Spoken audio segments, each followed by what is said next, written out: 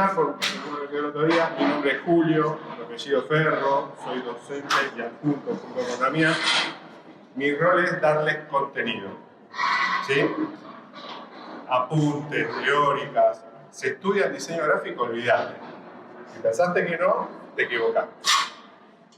Y esto, como les bajó el otro día a Damián, es central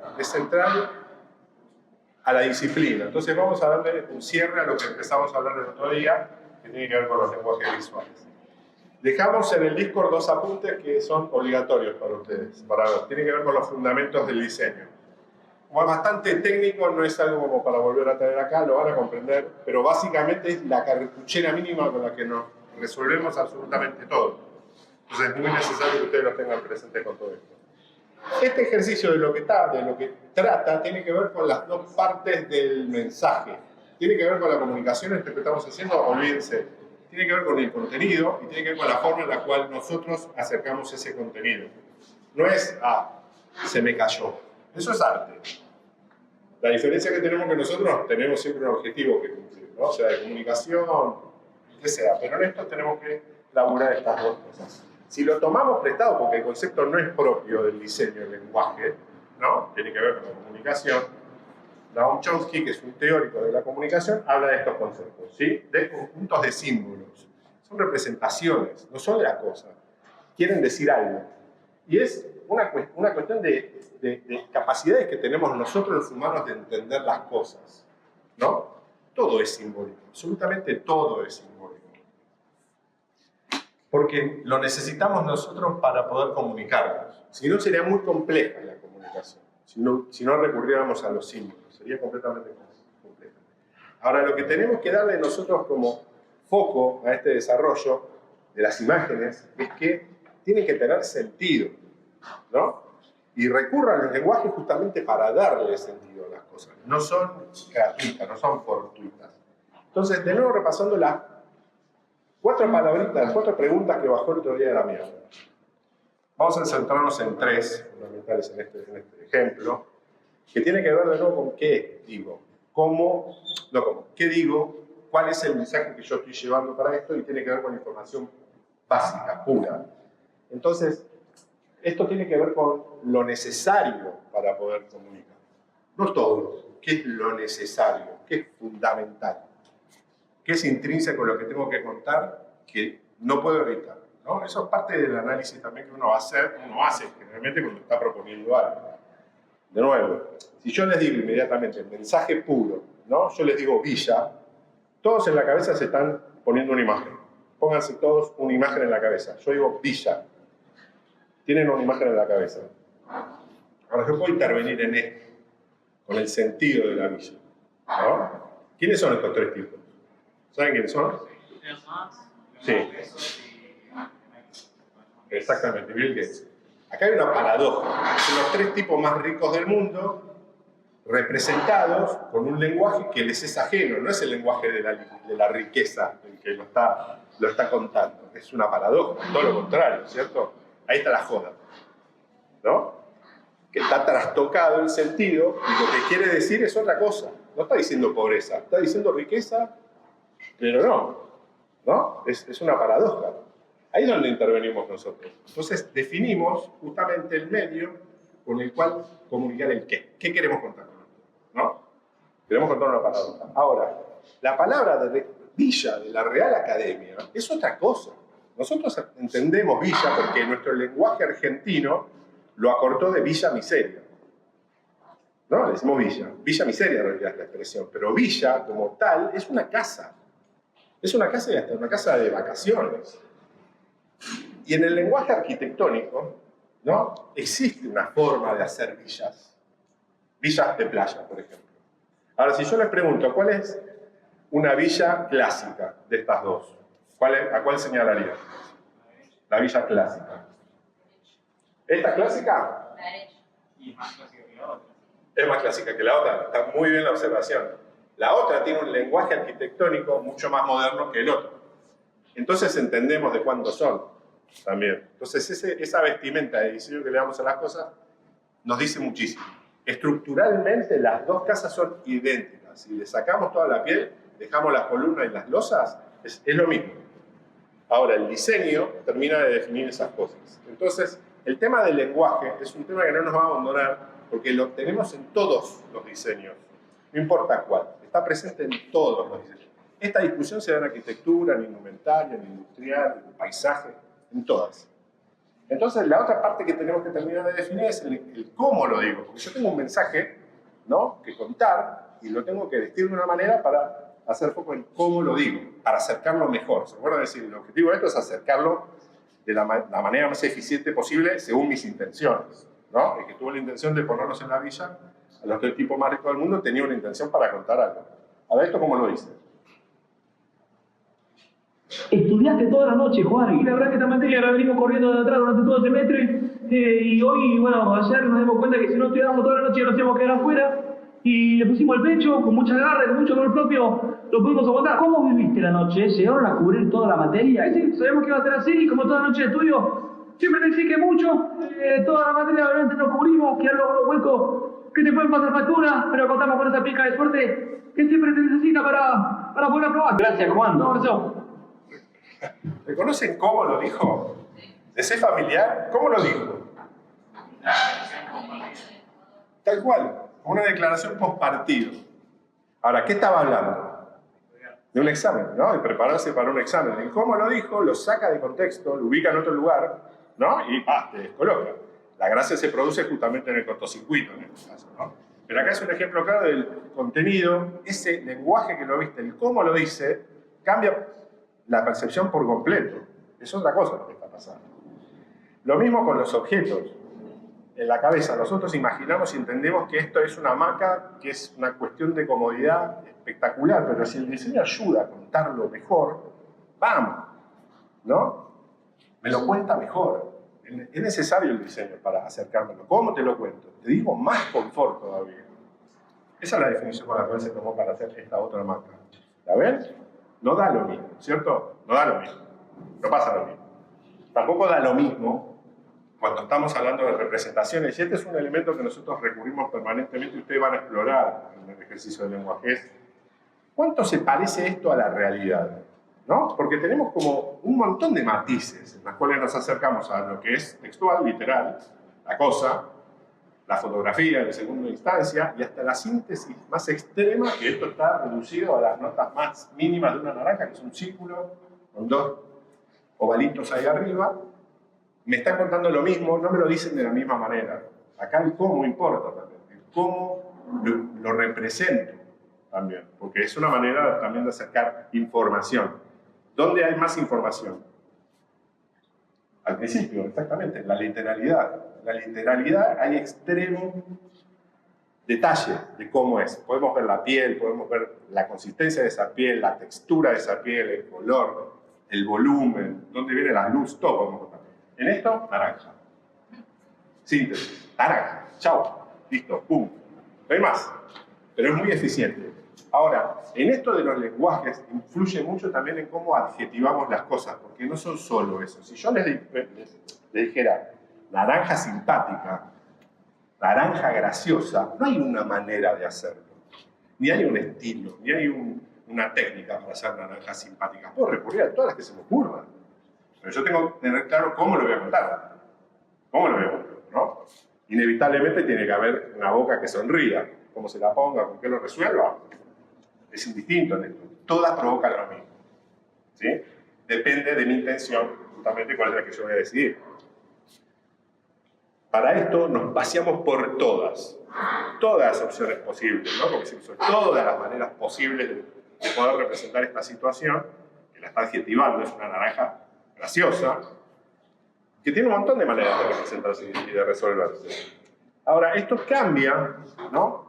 Justamente si tenemos la misma situación, la misma estructura formal con todo esto. Supongamos que tenemos, para salirnos de lo que es técnico, ¿sí? Esto técnicamente es lo mismo. Tengo témpera, dos colores. Témpera y dos colores. Ahora, yo puedo operar en el nivel de consistencia de la pintura, en el nivel de detalle que tiene esa mancha, en el soporte, ¿no?, donde represento esto, y no da lo mismo. La forma en la que lo estoy contando es bien distinta, ¿no? Influye en cómo lo estoy contando. Entonces, estas también son decisiones que afectan justamente de nuevo el sentido, desde lo técnico. Pero la intención es el cómo lo voy a contar. Y no solo en lo gráfico también, ¿no? Lo tipográfico necesita vestir de lenguaje a las palabras para darle más sentido todavía, ¿no? No es lo mismo mierda que mierda, ¿verdad? No es lo mismo, no da lo mismo. ¿Dicen lo mismo? ¿Dicen lo mismo? Yo leo mierda y leo mierda. ¿Dicen lo mismo? ¿Representa lo mismo? No. No representa lo mismo, ¿no? Entonces, esas son las cuestiones que nosotros tocamos todo el tiempo, ¿no? Es donde intervenimos en el lenguaje, justamente para poder llevar el sentido de las cosas, esa información de la mejor manera, ¿no? Donde intervenimos para estas cuestiones de lenguaje, que ustedes van a trabajar y nunca van a dejar de trabajar con estas cosas, tiene que ver con estas tres, ¿no? ¿En qué tono lo digo? ¿No? ¿Con qué técnica la uso y con qué estilo? Yo puedo hacer estilos con distintas técnicas. Puedo hacer una pintura al óleo digital, ¿no? O puedo hacer un collage de telas, no necesariamente de papel. O sea, es independientemente del estilo, la técnica. Pero esas tres en sincronía, que tienen un tono y tienen una intención, son las que terminan de definir el lenguaje de lo que estoy usando, ¿no? Y es en esta parte donde todos se van a poner obsesivos y van a empezar a mirar las cosas de otra manera. El tono, la técnica y el estilo. ¿De qué, cómo y con qué? Ahí es así, todo el tiempo estamos pensando en estos términos. Acá tenemos dos imágenes, pero es el mismo mensaje, la misma información. Son Diego Rivera y Frida Kahlo, pareja. ¿Saben quién es Diego Rivera y Frida Kahlo? ¿Alguno les suena? Frida Kahlo, pintora, Diego Rivera, pintor. No es lo mismo una fotografía de ellos dos que una pintura de ellos dos. ¿Por qué? Porque son dos lenguajes distintos. Una es una representación literal, la foto, y la otra es una representación ya pasada por un ojo artístico, por un proceso que tiene que ver con cómo lo cuento desde los sentimientos, que es como contaba Frida Kahlo. Eso es en el arte.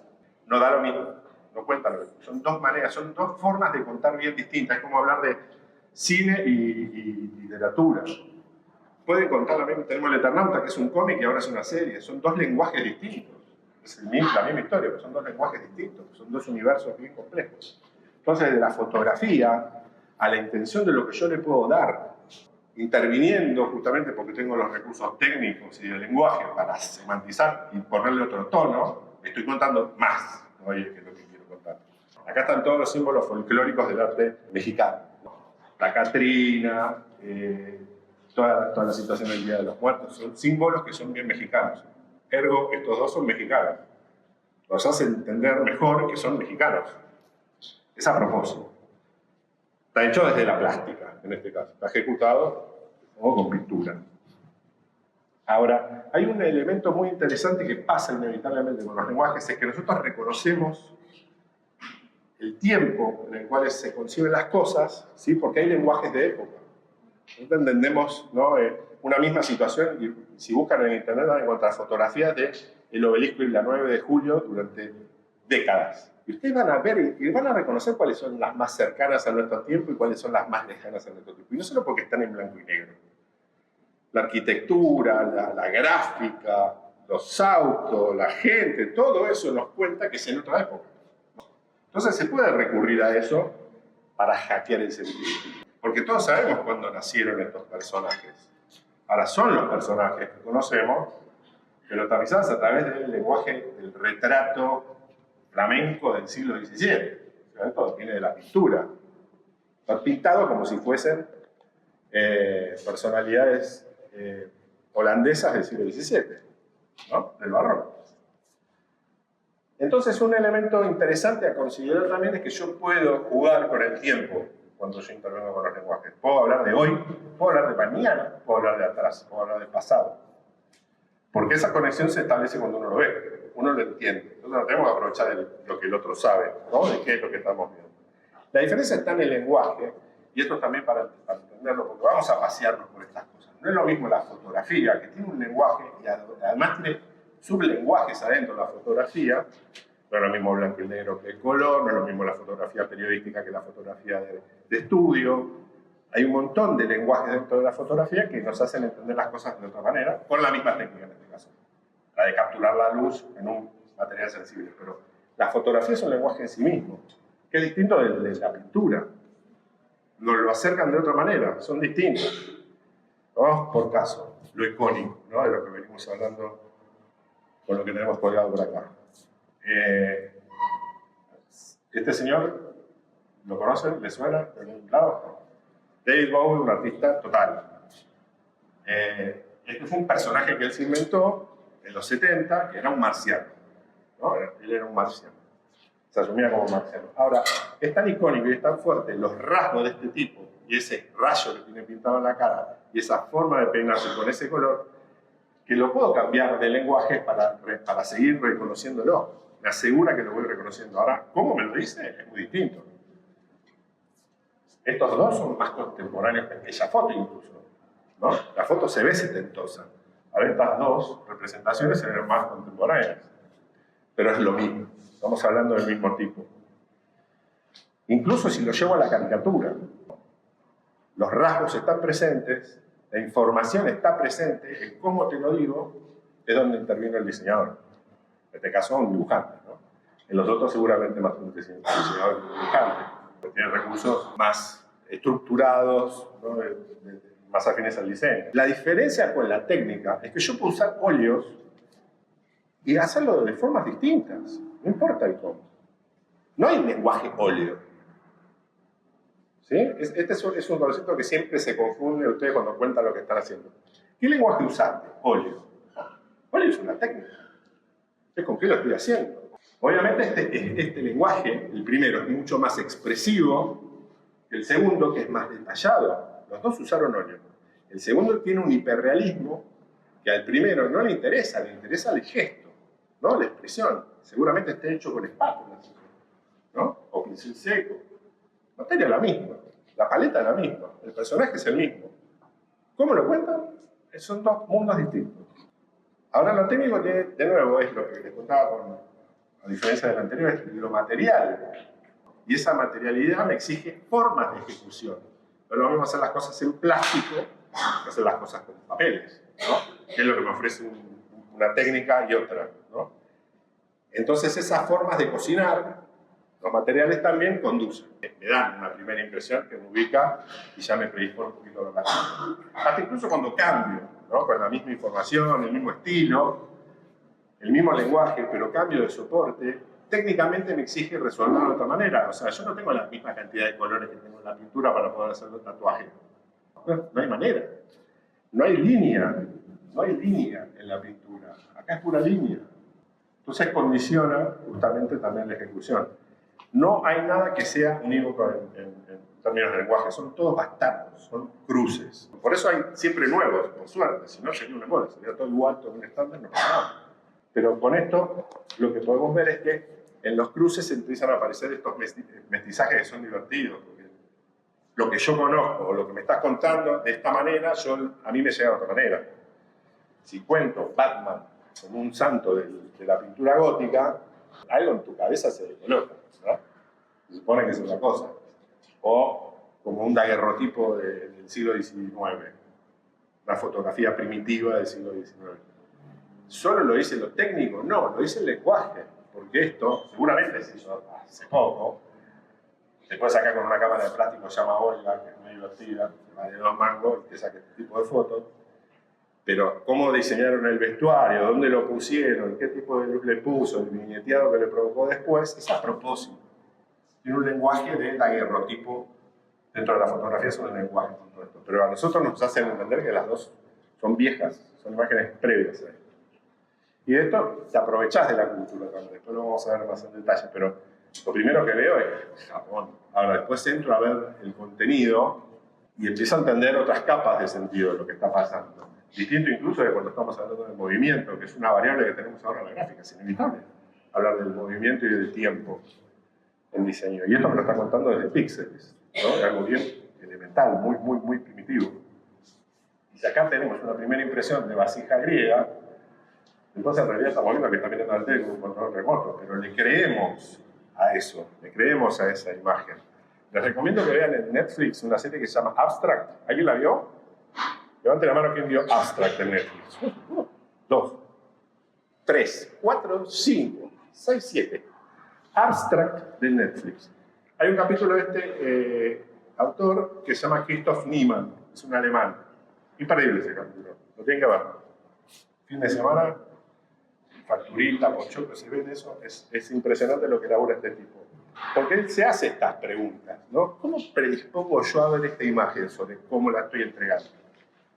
¿Y eso qué provoca? Porque puedo provocar reflexión, puedo provocar bronca con lo que estoy poniendo de esta manera, risa, puedo provocar estas cosas. Caso práctico, ¿conocen esta película? Sí. Parasite, ¿es una comedia o es un drama? Es un drama. Ahora, tiene situaciones que te hacen reír, ¿no? Y acá es cuando aparece la gente que hace mal las cosas, porque los franceses dijeron, no, con este bajón, esta película no la bajamos. Haceme el afiche, le cambia el lenguaje, lo pone cómico, lo pone humorístico. ¿A qué me predispone a ver esta película? ¿Qué voy a ver? ¿Algo divertido o algo triste? Algo divertido. Es distinto de cuando yo encima intervengo en el lenguaje con que cuento las cosas porque me permite hacer cosas que, por ejemplo, la fotografía no me deja hacer. Esto a nivel fotográfico no lo puedo contar de esta manera. Entonces, cada lenguaje tiene virtudes que me dejan hacer las cosas de una manera que otros seguro no. ¿Qué puedo hacer desde la ilustración? Lo que se me cante. Imposible. Con la fotografía se puede hacer. Y ahora sí, manipulándola también. Ahora, si yo hago dos cosas imposibles en dos lenguajes distintos, me predispone de una manera muy distinta, una y otra. Normal de que sea lo mismo. Fíjense en estos dos ejemplos. Se está contando la misma idea de Parasite, el de arriba y el de abajo, los de arriba y los de abajo, de dos maneras muy distintas y prácticamente gráficas. ¿Sí? Prácticamente gráficas. Me obliga a mí en el primero a detenerme a leer viñetas, que eso es un código que compartimos del mundo del cómic. Sabemos leer viñetas, leemos cuadritos, entendemos el tiempo de los cuadritos. En este me está contando una simultánea, arriba y abajo. Es un imposible. ¿Se ve? ¿Lo entendemos? ¿Sí? Eso fue una decisión. La decisión de los dos colores también le da información.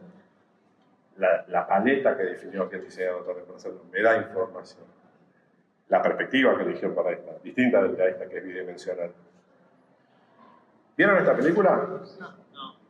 Los que la vieron. ¿La vieron, Rosita? ¿Qué provoca? Pero físicamente. No es como, duele, esto duele. Esta es una imagen, podría ser un estilo de la película, de la protagonista tirada en el baño, con la espalda abierta, de carne abierta, y provoca eso. Esa es la información que me lo está dando. ¿Qué pasa si yo intervengo en esto? Intervengo en el fondo nada más. Me obliga a concentrarme específicamente en el sujeto, en esa cicatriz. No me pierdo en el detalle del baño, la hora, la luz, ¿no? De la escena. Me obliga a concentrarme en esta situación, exclusivamente. Las dos son fotografías. No me lo dicen de la misma manera. ¿Se entiende? Intervenimos en el sentido para todo esto. Ahora, puedo ser gráfico y provocar las mismas sensaciones con recursos meramente gráficos. Jugamos el otro día, ¿no? Estas cosas. Esto duele igual, hay desgarro, ¿no? Hace una analogía entre el papel y la carne que tiene sentido para contar esto. Entonces me cuenta los tres estados de este personaje desde lo arrancado. Duele. Está muy bien hecho, está bien resuelto. Tiene sentido, ¿no? Miren cómo la intervención en el diseño también cambia el sentido de las cosas. Una niñita, foto cenital de una niñita con un tutú redondo, perfecto, clavado en el centro. Abigail. ¿Qué más me cuento? ¿Qué pasa si yo intervengo en el encuadre? ¿Qué pasa si yo intervengo en el color? Le doy más sentido. Te cuento más, te lo cuento mejor. La idea es contarlo mejor. Recién por comparación de uno y otro, tiene sangre la nena salpicada en el vestido a la altura del pecho. No la viste, seguro no la viste si no te lo digo. En la segunda es evidente. Entonces es dirigido. Esa intención está a propósito. Necesariamente la tenemos que contar. ¿Vieron esta serie? ¿Vieron cómo se putean? ¿Vieron el quilombo que es una cocina? Tiene un lenguaje, la cocina, que es muy distinta lo que está dentro de la cocina de lo que está en el salón. El salón es silencio, pulcro, puro, perfecto. La cocina es un quilombo. Ese es el lenguaje de esta serie, y eso es lo interesante de esta serie. Ahora, ¿quién me cuenta mejor esa situación? ¿Seguro? Ahora, son tres maneras distintas de contar lo mismo. La primera es una instantánea, donde él está deprimido. Entonces entiendo dónde sucede esto. En la segunda, él está solo en su contexto. Las cacerolas, la cocina, entiendo que es un cocinero, todo bien. En la última, ¿dónde está el foco? En el problema. Tengo un quilombo, es todo lo que cuento. Lo demás lo suprimió. Se concentra en el personaje. Son tres piezas muy eficientes, son tres tiempos distintos de ver las cosas, son tres decisiones de lenguaje bien distintas. Una y otra. Afiche hecho seguramente por la productora, uy, una escena con el tipo en la nave, un embole, ya la vimos 500.000 veces. Miren qué atractivo resulta ser ese tipo chiquitito, en esa superficie negra gigante, dice luna, ese gráfico de atrás es la luna. Y está solo. Dice más y dice mejor. ¿Está? Dice más y dice mejor. Misma película. Había una época en la cual en Polonia, por ley, se le obligaba a que los afiches de cualquier película que venga del extranjero se tenía que rehacer. ¿No? Hay una escuela del afiche polaco, que los invito a investigar. Increíble. Increíble. Entonces, todas las películas se remixaban los afiches justamente para poder proyectarse por ley. ¿No? Entonces, El joven Frankenstein es una película cómica. Si no la vieron, es un ejemplo de lenguaje. Es excelente. De los años 70 es. Ahora, los tres afiches tienen información de uno y otro, pero la capa de humor es más evidente en el primero y en el último que incluso en el afiche original. Donde hay más humor, donde está puesto el sentido del humor, son en los dos extremos y no en el medio, que es el original. Se la perdieron. ¿Por qué? Porque en el medio tiene tanta data que el castillo, que el Frankenstein, que el monstruo, que el título, que la noche, que la niebla. Sí, mismo recurso, manejo o administración de recursos. Muchas cosas, ¿no? Muchas cosas. ¿Qué pasa? Por más sintéticas que sean, ¿se acuerdan que yo les hablaba de iconicidad? Extremo, voy a la abstracción, puntitos. Yo veo gente, no veo puntitos. Veo gente. Veo reflejos. Entiendo reflejos. Según yo maneje esa proximidad hacia la realidad. Y lo que tengo son notas mínimas en esto, colores. Con toda esa información, a mí me predispone a entender esa imagen de manera muy distinta. Pero el mejor ejemplo que yo son esos, son puntitos. Pero si te pregunto qué son, me vas a decir que es gente. Es gente. Es agua. Es lluvia. No es tal, es lo que entendemos, con lo mínimo. Ahora, nada es ajeno si no tenemos previamente algo cargado que nosotros conozcamos que se lo podamos atribuir. Entonces, acá donde nosotros nos aprovechamos de la cultura y de los códigos compartidos. Tema de la semana del Eternauta. Después de haberlo visto, puse el primer capítulo y le prendí los subtítulos para ver cómo traducían la escena del truco. Porque el lenguaje que usaban era argentino, ni siquiera español. Digo, alguien que es ajeno a nuestro lenguaje no entiende un carajo. ¿De qué están hablando estos tipos? Eso es la manera por la cual nosotros entendemos los memes. Tenemos códigos compartidos, ¿verdad? Cuando viene Julio, llevan las cargadas, pero vienen los memes de Julio, ¿viste? Todo el mundo los conoce. O cuando estábamos en pandemia, que no podíamos salir a la calle, ¿entendés ese chiste en ese momento? Pero porque es un código que lo compartimos. Entonces, siempre hay una cuestión de no es lo que yo digo, sino lo que el otro también tiene que entender, porque si no, se queda afuera. No hay nada peor que se quede afuera y que vos le estás proponiendo algo. No hay nada peor. Ejemplos de intervenciones en esto, decisiones que toma un diseñador, tres diseñadores distintos. Esta película, saben que trata de un arquitecto que maneja un lenguaje arquitectónico que es el brutalismo. Este edificio es un ejemplo claro del brutalismo. Levanten la cabeza, miren al techo, chicos. Todo este hormigón es brutalista. Es el material desnudo, bruto. De eso trata el brutalismo. ¿Cómo resolvieron estas tres piezas? Códigos compartidos. Yo entiendo que esos son signos de la arquitectura, del plano, ¿no? De la representación posible. Y en esto, otro código que yo entiendo que está refiriendo a la Estatua de la Libertad. La conozco, si no, no tendría sentido. No, no pasa nada. Entonces, necesariamente tenemos que apoyarnos sobre lo que conocemos, lo que sabemos y lo que conocemos. ¿Qué podemos hacer? Estas son técnicas muy divertidas de laburo. Podemos hackear las cosas que estuvieron haciendo un poco, podemos remixarlas, reversionarlas, o podemos combinarlas, podemos mashupear. Esto viene del mundo de la música. En la música entendés inmediatamente esas cosas, ¿no? Daft Punk mashupea, corta, edita, pega, ¿no? Hacen collages con sonido, ¿lo entendemos? Ahora, una cosa es operar sobre una imagen, que es ponerle cosas, operar, y otra cosa es intervenir. Intervenir con el sentido. ¿Qué estoy diciendo ahora, no? Con esto, porque no da lo mismo Washington vestido como Chad. No da lo mismo. Ahora, técnicamente uno no ve que está poniéndole dos planos de témpera encima, pero la imagen es otra. Porque yo me apoyo en lo que yo conozco, que yo sé que es el Washington. No, Lincoln, perdón. Lincoln. Y cuánto en el sentido de lo que yo hago con la imagen, dice más todavía, ¿no? Esa estirada del protector. Según el lenguaje que yo decida, de nuevo, tiene que ver con lo que conoce el otro. Si yo no conozco el cubismo, no voy a entender la primera imagen, voy a pensar que está mal. Tenés que conocer a Picasso para entender la primera. Y tenés que entender el cubismo matemático de la segunda imagen. Y tenés que entender el arte urbano para entender la tercera, y la Basquiat. O el diseño, o de los objetos. Tengo que conocerlo para que el otro se conecte y entienda y termine de completar la imagen. De eso se trata, aprovecharnos de lo que el otro también sabe y conoce. Mashup. Cruzo universos, veo una bola de boliche, veo una naranja. Se transforma en otra imagen, es una imagen nueva. Cambia completamente el sentido y como lo estoy diciendo, por más de que esté hecho con acuarelas, o en lo fotográfico, lo objetual, sensaciones de material. No hay un lenguaje puro. De nuevo, es cruce, esto también es de Christoph Niemann.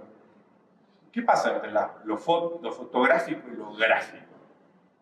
Se puede justamente aprovechar esas cuestiones de sensaciones de lo material que nosotros provocamos con los sujetos.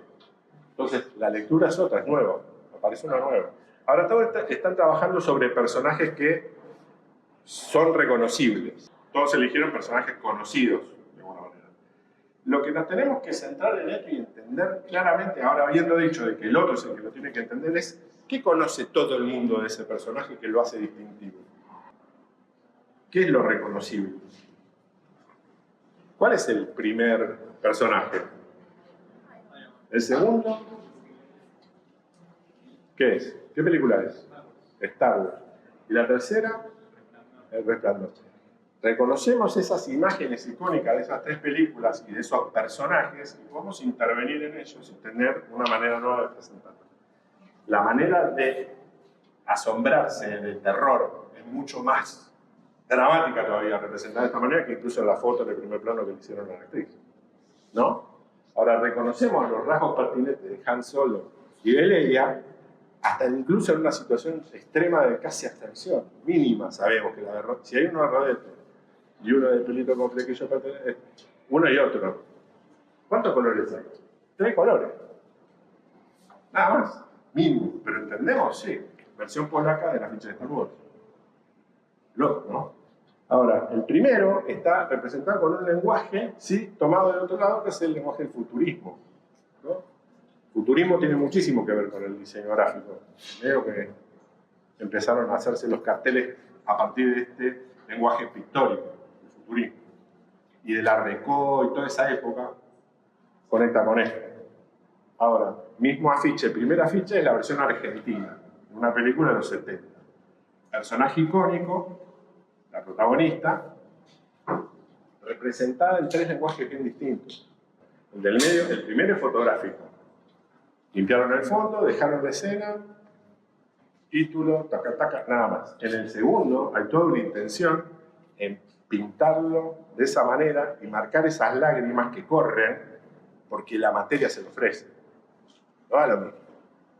Dice mejor, dice mucho más. Y en esta última es como hasta una versión plástico cubista del mismo personaje. Ahora, reconocemos al mismo personaje en las 3 imágenes. ¿Sí? Porque lo fundamental está. ¿Qué es lo fundamental para reconocer este personaje? Sombrero, sombrerito, ¿qué más? Los labios, el maquillaje, ¿no? Y el corte de pelo, la forma de la cara. Ya, ¿no? Con eso ya es suficiente como para decir es cabaret. Esta película, no otro. Misma película, 3 versiones. Primero afiche, el afiche original, hecho con ilustración. En los años 40-50 los afiches no salían a color en fotografía, salían ilustrados, ¿no? Porque era la única manera de poder sacarse a color. Versión japonesa del afiche, con fotografía. Versión polaca, síntesis, gráfica. ¿Ven al personaje? Esa boquilla, ese cigarro, esa ropa, esa estilización francesa en las 3 está. Eso está presente en las 3, ¿no?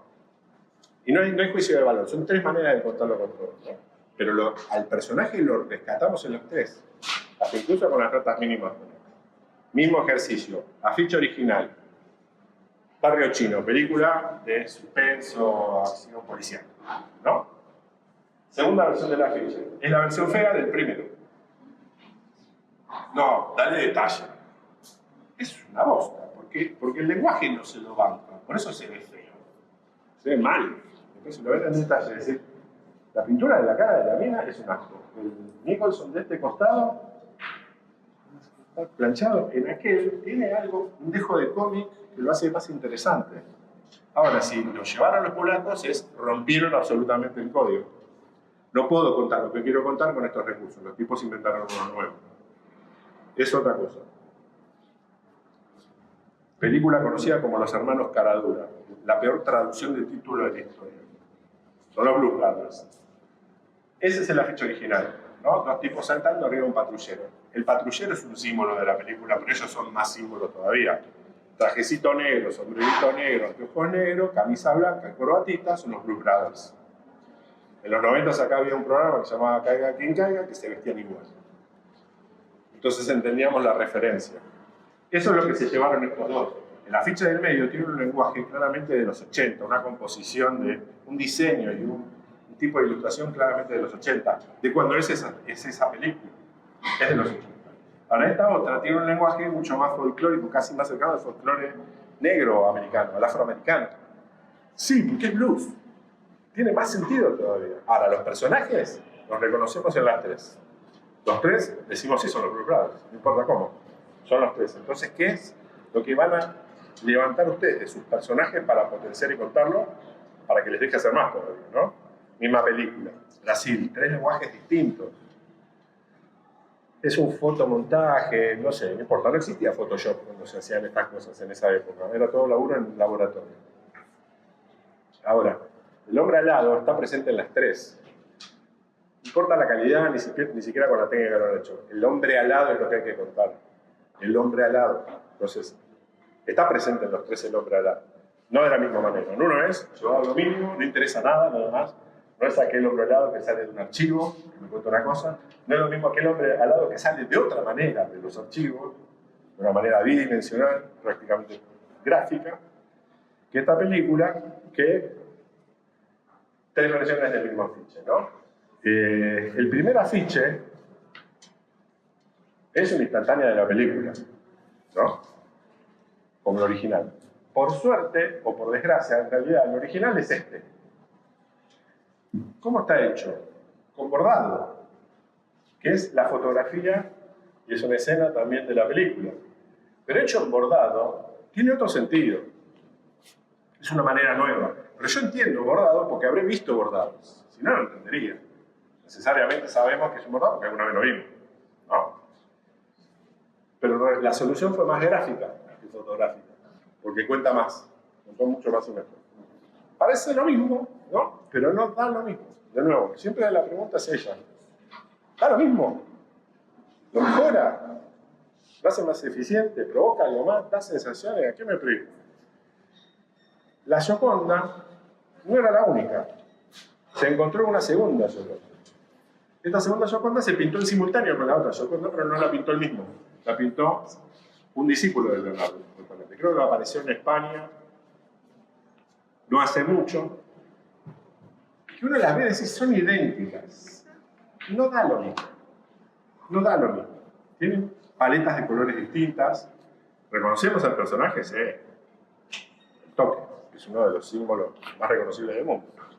La misma pose, el mismo contexto, la misma técnica, el mismo lenguaje pictórico, renacentista. Ahora, hay decisiones que hacen la diferencia. El color, por ejemplo, ciertos detalles de forma, por eso lo de los apuntes, que hacen que esto no se entienda de la misma manera, ¿no?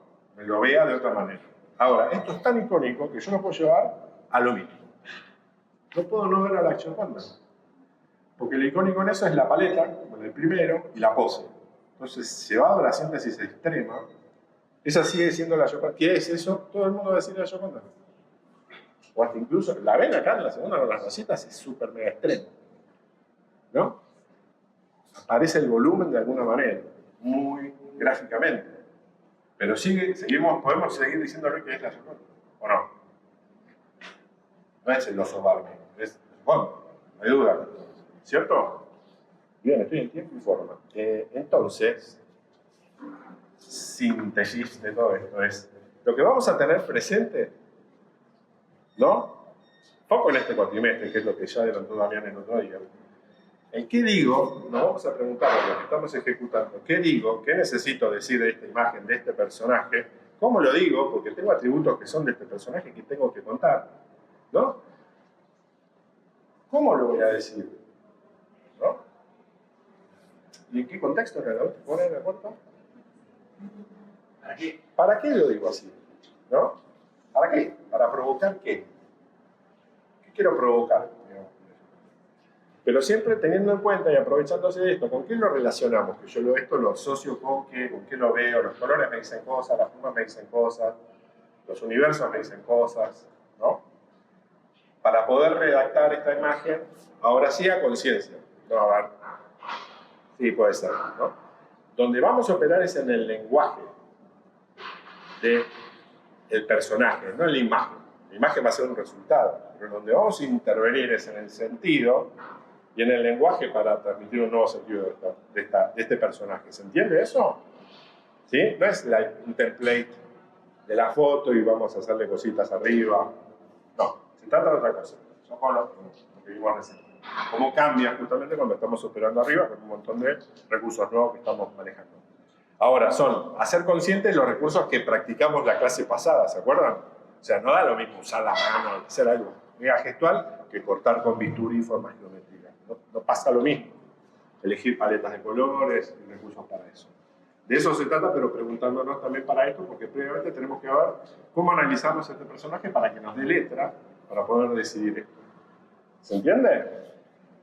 Al final del día, si hay, no son formas de ver, son formas de decir las que nosotros hacemos. Nosotros proponemos unas maneras nuevas de decir las cosas. Y eso provoca que a la hora de leerlas resulten distintas. Si no, no habría innovación, ¿no? Pero siempre tenemos una pata en la cultura porque si no queda como agarrada del aire. Entonces vale la pena también estas cuestiones de probarlas, ¿no? Para eso somos taller, ¿acordamos? ¿Viste? Y uno se para, se queda un rato largo mirando así, no funcionó, algo no conectó, va a haber que replantearlo, ¿se entiende? Domésticamente, amigos, casa, novia, novio. Hay que plantear y probar y testear.